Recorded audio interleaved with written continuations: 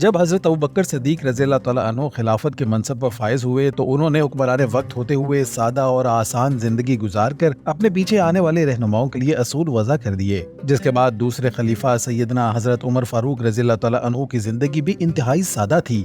آپ نے اپنی زندگی کو خوشحالی، عیش و عشرت، لذیذ کھانوں اور آسائشوں سے دور رکھا۔ امیر المومنین حضرت عمر فاروق رضی اللہ تعالیٰ عنہ جب ملک شام تشریف لے گئے تو حضرت ابو عبیدہ بن جراح رضی اللہ تعالیٰ عنہ بھی آپ کے ساتھ تھے۔ راستے میں دریا آیا تو دونوں حضرات اس جگہ پر تشریف لائے جہاں پانی کم تھا۔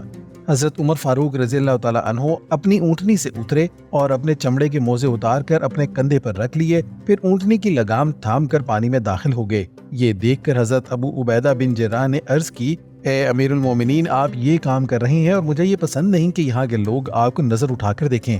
جس پر حضرت عمر فاروق رضی اللہ تعالیٰ عنہ نے ارشاد فرمایا کہ افسوس اے ابو عبیدہ، یہ بات تمہارے علاوہ کسی نے نہ کہی۔ میں تو اس عمل کو امت محمدیہ کے لیے مثال بنا دینا چاہتا ہوں۔ کیا تمہیں یاد نہیں ہم ایک بے سر و سامان قوم تھے، پھر اللہ نے ہمیں اسلام کے ذریعے عزت بخشی۔ جب بھی ہم اسلام کے علاوہ کسی اور چیز سے عزت حاصل کرنا چاہیں گے تو اللہ پاک ہمیں رسوا کر دے گا۔ آپ رضی اللہ تعالیٰ عنہ ایک بار حج کے لیے مکہ مکرمہ کو روانہ ہوئے تو پورے سفر حج میں جہاں کہیں آپ نے پڑاؤ کیا، نہ وہاں خیمہ لگایا نہ کنات، بس کسی درخت پر چادر اور چمڑے کا دسترخوان ڈال لیتے اور اس کے سائے میں بیٹھ جاتے۔ جب کبھی شہر سے باہر کہیں سفر وغیرہ پر جاتے تو سفر کے دوران آرام کے لیے مٹی کا ڈھیر لگا کر اس پر کپڑا بچھاتے اور پھر آرام فرما لیتے۔ جب سے آپ نے رسول اللہ صلی اللہ علیہ وسلم کو بغیر چھنے آٹے کی روٹی کھاتے ہوئے دیکھا، تب سے آپ نے کبھی بھی چھنے ہوئے آٹے کی روٹی نہیں کھائی۔ ملک شام کے سفر کے دوران آپ رضی اللہ تعالیٰ عنہ کا قافلہ مینائلہ کے مقام پر پہنچا تو طویل سفر کے سبب بدن پر موجود قمیض پیچھے سے پھٹ گئی۔ آپ رضی اللہ تعالیٰ عنہ نے وہاں کے حاکم کو اپنی قمیض دھلوانے اور پیوند لگانے کے لیے دی۔ حاکم نے پیوند لگا کر اسے دھلوا دیا اور ساتھ ہی اس جیسی ایک نئی قمیض بھی بنوا کر آپ کی خدمت میں بطور تحفہ پیش کر دی۔